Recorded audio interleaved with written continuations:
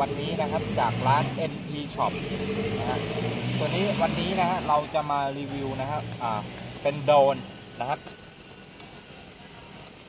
ของไซม่านะครับในรุ่นX25 Pro FPV Real Time นะฮะตัวนี้นะครับเป็นตัวเวอร์ชั่นใหม่ล่าสุดนะครับของไซม่านะฮะล่าสุดเลยนะครับแล้วผมกล้าพูดเลยว่ารีวิวของผมชิ้นนี้ในการโพสต์ในวันนี้นะครับเป็นรีวิวไซม่าตัวแรกของที่ตัวแรกที่คนไทยรีวิวผมกล้าพูดนะฮะเพราะว่าเขาเพิ่งคลอดสดๆร้อนๆนะครับแล้วผมสั่งมาคนแรกเลยนะฮะโอเคนะครับเราจะมาดูฟังก์ชันนะฮะตัวนี้มีระบบไจโร6 แกนนะครับมีระบบการหลงทิศมีระบบ Follow Me ก็คือการบินตามตัวนะครับเป็นระบบเชื่อมต่อรับชมภาพผ่านแอปพลิเคชันนะฮะเป็น FPV Real Time Real Time หมายความว่าอะไรก็คือการระยะรับส่งภาพณเวลานั้นประมาณนี้นะครับแล้วตัววาดเส้นทางการบินมี Return to Home นะครับแล้วก็เป็นฟังก์ชันหลักๆเลยนะครับใน ฟังก์ชันที่โดนในเกรดที่สูงหน่อยก็จะต้องมีนะครับนั่นก็คือตัว GPS ตัว GPS ทำหน้าที่อะไรนะครับเป็นตัวจับสัญญาณดาวเทียมเพื่อระบุตำแหน่งหรือพิกัดของโดรนในขณะที่บินอยู่นะครับเพื่อใช้ในการล็อกตำแหน่งแล้วก็การบินกลับมาในจุดที่เดิมนะครับมันก็จะช่วยให้เราบินได้ง่ายนะครับปล่อยมือบินได้อะไรได้นะครับโอเคนะครับทีนี้เรามาแกะกล่องดูด้านในนะครับ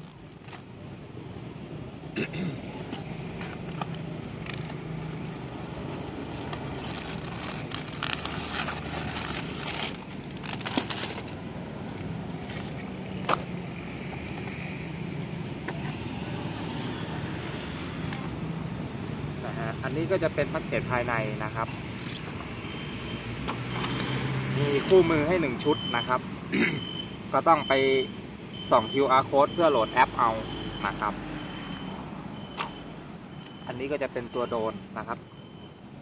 ถอดแยกมานะครับใบพัดไม่ได้ใส่มากล้องก็ถูกถอดออกนะครับ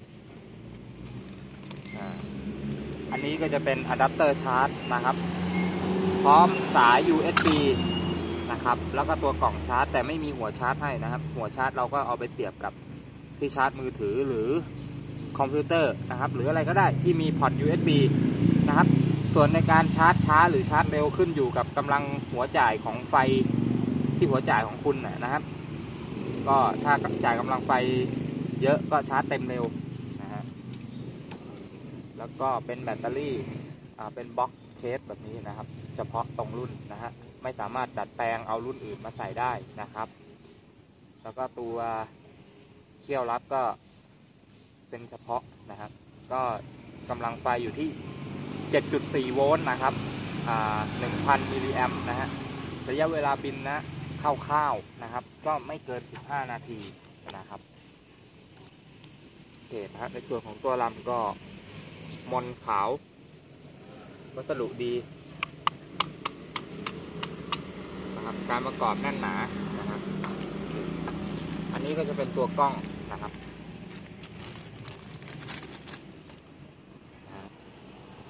กล้องก็เป็นวัสดุแบบเดียวกันกับตัวลำนะฮะอันนี้ก็จะเป็นตัวปลั๊กเสียบเชื่อมต่อตัวลำนะฮะแล้วตัวนี้ก็จะเป็นสายส่งสัญญาณ Wi-Fi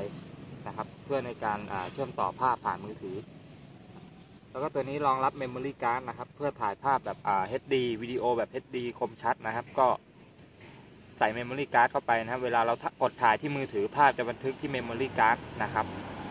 ภาพเราจะคมชัดมากนะฮะภาพที่อยู่ในนี้นะฮะตัวกล้องนะครับสามารถปรับได้ความคมชัดอยู่ที่5 ล้านพิกเซลนะครับตัวนี้นะฮะกล้องปรับได้นะครับปรับได้จากรีโมทเลยนะครับทีนี้เรามาดูใต้กล่องนะครับใต้กล่องมีอะไรให้บ้างนี่ครับโอ้ให้มาเยอะเลยนี่นะครับรีโมทคอนโทรลก็เป็นวัสดุสีเดียวกับตัวลำนะครับ จับถนัดมือดีนะครับตำแหน่งอะไรปุ่มต่างๆก็พอดีนิ้วเลยนะฮะปุ่มฟังก์ชันก็กดจับได้ง่ายนะครับอันนี้ก็จะเป็นตัวกาดป้องกันใบพัด4ชิ้นแล้วก็ไขควง1ด้ามนะครับตัวนี้ก็จะเป็นตัวจับจอมือถือนะครับคีบสมาร์ทโฟนของเรานั่นเองอันนี้ก็จะมีใบพัด8ใบนะครับพร้อมกับขาตั้งนะครับ4ชิ้นใบพัดนะครับเดี๋ยวจะสาธิตให้ดูอันนี้มันจะมีการใส่นะครับเราต้องเอาตัวใบ B นะครับ B 2 ใบ B 2 ใบแล้วก็ A 2 ใบนะครับจะมี A 2 ใบ B 2 ใบที่การใส่นะครับให้ดูที่แขนนะฮะแขนตรงนี้นะครับจะมีบอกนะครับว่า A หรือ B อันนี้บอกว่า A นะครับให้เราใบ A ใส่นะตรงนี้จะมีสล็อตนะฮะเสียบใส่ให้ตรงนะครับแล้วก็กดจากนั้นหมุนตัวนี้นะครับจะมีตัวหมุนนะฮะหมุนให้เข้าล็อกนะครับ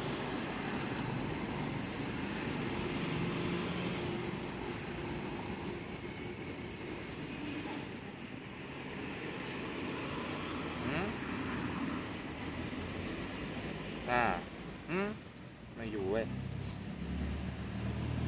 ใส่ยากเหมือนกันนะเนี่ยโอเคนี่นะครับไม่ต้องขันน็อตนะครับเสียบเข้าไปแล้วหมุนล็อกนะฮะก็ใส่ค่อนข้างยากอยู่นะครับไม่เกินความพยายามนะฮะแน่นหนาเลยนะครับใส่แล้วไม่หลุดนะครับเป็นเขี้ยวล็อกทีนี้ฝั่งนี้ที่เป็น A เนี่ย A ก็จะอยู่ฝั่งตรงข้ามกันนะครับอย่างเช่นใบนี้นะครับเป็น A เช่นกันนะฮะคลิปวิดีโออาจจะยาวหน่อยนะครับเพราะว่าผมต้องรีวิวอย่างละเอียดไม่งั้นคนชมจะไม่เข้าใจนะครับ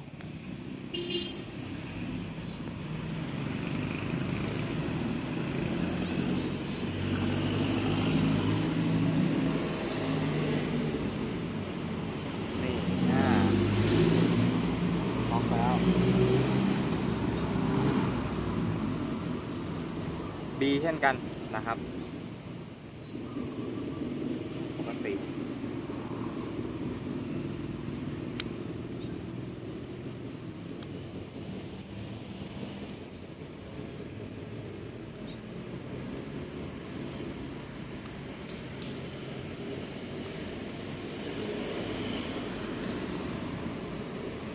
เขี้ยวตัวนี้ก็ต้องจับใส่เข้าไปในล็อกมันด้วยนะครับไม่ให้มันห้อยตองแหน่งนะครับอันนี้ก็เป็นการใส่กล้องนะครับกล้องก็จะมีสายเสียบเป็นปลั๊กนะครับแบบนี้นะฮะเสียบเข้าไปนะครับมันจะมีเขี้ยวตรงนี้นะครับดูนะครับเสียบให้ถูกทางนะครับมีเขี้ยวเล็กๆนะครับหงายขึ้นนะครับเสียบเข้าไปนะครับพยายามอย่าไปเสียบผิดนะครับถ้าเสียบผิดเนี่ยมันจะเสียบไม่เข้านะครับแล้วถ้าคุณไปดันมันเขี้ยวมันจะหักนะฮะ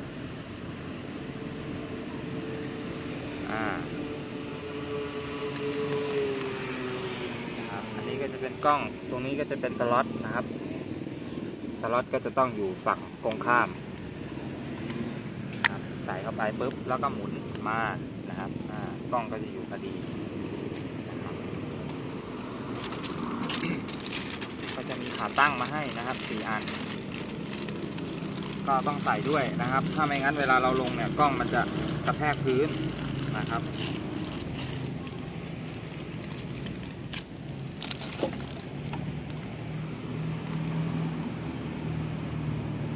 นี่นะครับเป็นในลักษณะแบบนี้นะครับตัวขาตั้งไม่ต้องหันน็อตนะครับเสียบเอาเลยประกอบแล้วนะครับก็จะอยู่ในลักษณะนี้นะครั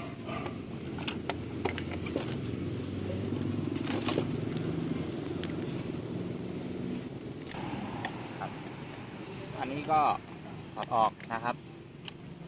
แล้วใส่ตัวนี้เสียบเข้าไปแทนนะฮะง่ายๆรีโมทใช้ถ่าน4 ก้อนนะครับตัวนี้นะครับระยะความไกลในการบินสูงไกลไม่เกิน300 เมตรนะครับประมาณนี้อันนี้แบตเตอรี่นะครับเสียบใส่เข้าไปนะครับ ปึ๊บทีนี้นะครับลองวิธีการเล่นนะครับเปิดกดสวิตช์ค้างนะครับกดสวิตช์ตัวนี้ค้างนะครับสีแดงอย่างนั้นไฟจะกระพริบแบบนี้นะครับอันนั้นเปิดรีโมทนะครับ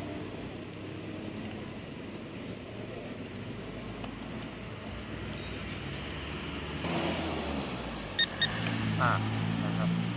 เปิดรีโมทก็จะได้ยินเสียงติ๊กๆจะมีไฟกระพริบสีแดงๆตรงนี้นะครับจากนั้นนะครับโยกสติ๊กข้างซ้ายขึ้นลง1 ครั้งนะครับไฟเขียวจะนิ่งนะครับไฟเขียวนิ่งนะครับแล้วก็ตัวที่กล้องนะครับจะมีไฟสัญลักษณ์สถานะการทำงานของกล้องกระพริบอยู่สีเขียวนะครับ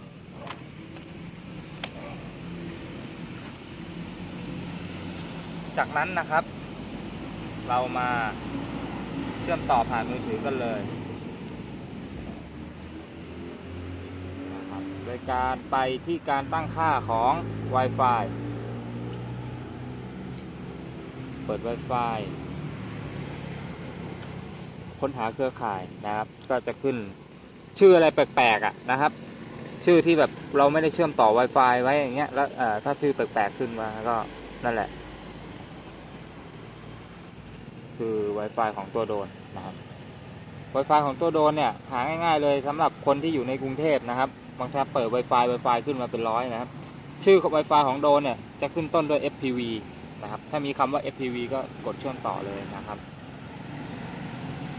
จากนั้นเรามาเปิดแอป Sima Fly นะ Sima Fly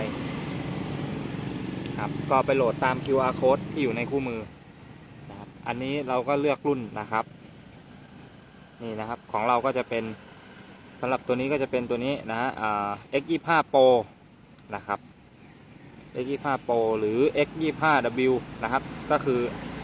ในเมนูนี้จะใช้ด้วยกัน2รุ่นนะครับกด Start นะครับ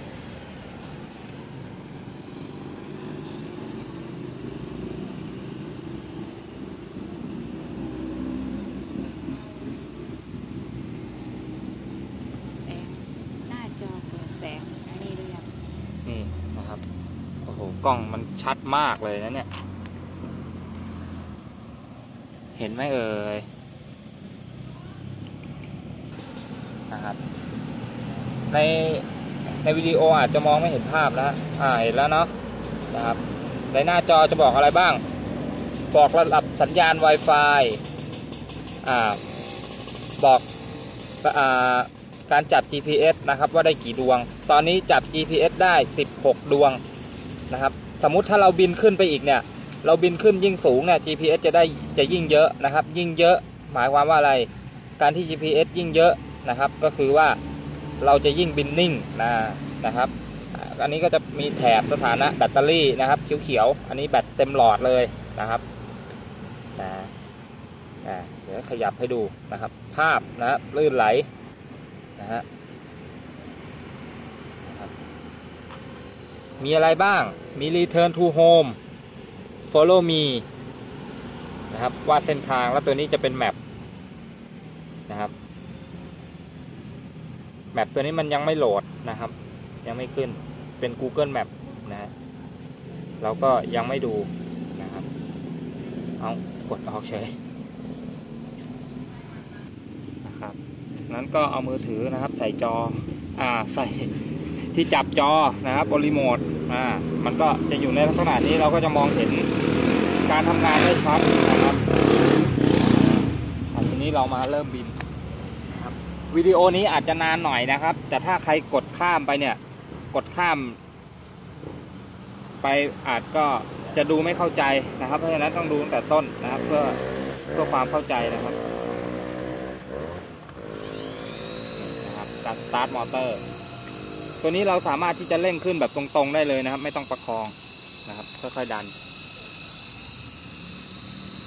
นะฮะเนี่ยนะครับมันก็จะลอยอยู่กับที่นิ่งๆแบบนี้นะครับ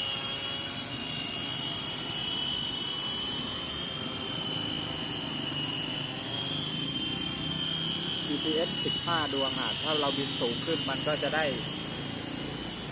นิ่งสูงนิ่งๆครับ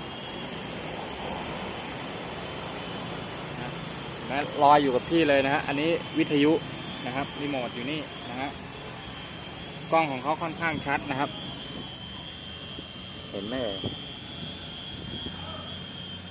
นะครับเห็นอยู่นะฮะกล้องค่อนข้างที่จะชัดเลยทีเดียวนะครับ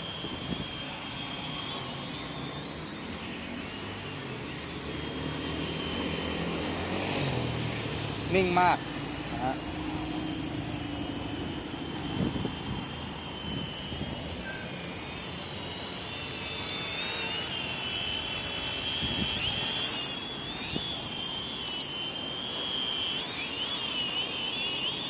โอ้ตอบสนองมือดีนะครับเนี่ยถือว่าจะสู้ลมได้สบายเลยนะครับแบบนี้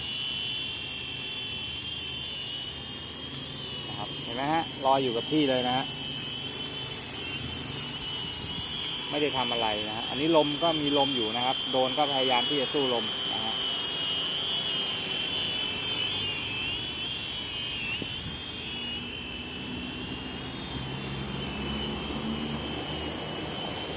ผมชอบมากเลยกล้องมันชัดมากเลยนะ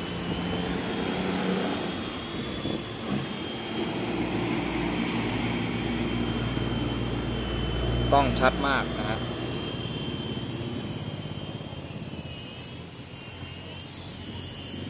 เดี๋ยวผมลองใช้ความสูงขึ้นอีกเนาะลืมบอกนะครับหน้าจอบอกสถานะอะไรบ้างความสูงความไกลนะครับอาจจะมองไม่เห็นนะครับมันจะมีแถบมีพิกัด GPS นะครับมีความสูงความไกลนะครับบอกด้วยนะฮะ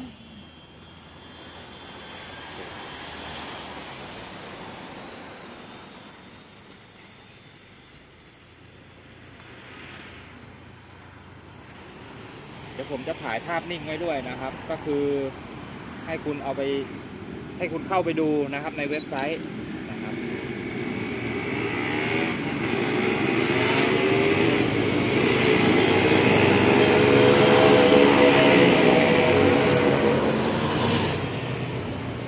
ให้เข้าไปดูในเว็บผมแล้วกันเนาะผมจะเอาลงไว้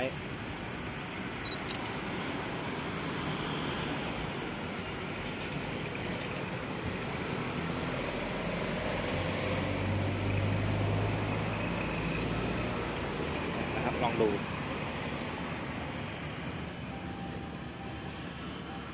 ภาพสวยนะครับ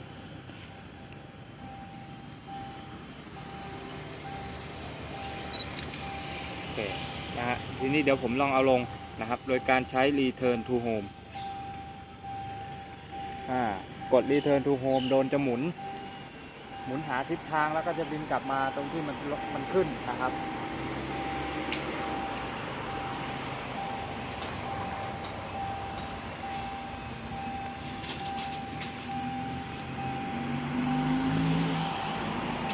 อันนี้ลงจอดเองนะฮะให้ดูรีโมทนะครับไม่ได้ทำอะไรนะดูโดรนนะครับโดรนลงเองนะฮะลงเองนะครับพอถึงพื้นก็เบรกดับเครื่องนะครับผมลืมให้ดูครับว่าโดรนตัวนี้นะครับมันสามารถที่ปรับกล้องได้นะฮะเดี๋ยวไม่ถนัดเนี่ยนะครับเห็นไหมครับเนี่ยปรับได้ที่รีโมทเลยนะเนี่ยปรับได้90องศานะครับต่ำสุดเห็นภาคพื้นเลยนะฮะโอเคนะครับสำหรับใครที่ชอบโดรนตัวนี้นะครับก็ติดต่อสอบถามเพิ่มได้นะครับสอบถามข้อมูลก่อนได้นะฮะอันนี้เราบินไปก็หลายนาทีอยู่นะครับแบตลดไปนิดเดียวเองนะครับเห็นไหมเอ่ยแบตลดไปขีดเดียวนะฮะโอเคนะครับสำหรับตัวนี้ก็ถือว่าเป็นที่น่าพอใจนะครับโอเคนะครับผม